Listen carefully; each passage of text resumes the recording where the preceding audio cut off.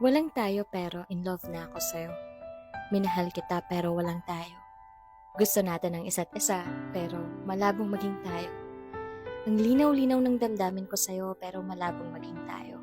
Hindi ako pwedeng mag-demand at mag-expect kasi ako lang naman ang may gusto. Wala akong karapatan kasi nga walang tayo. Pwede akong masaktan anytime pero hindi pwedeng magreklamo. Hindi naman mahirap sabihin na ako'y mahal mo. Pero ang hirap sabihin kung hindi naman talaga ako ang gusto.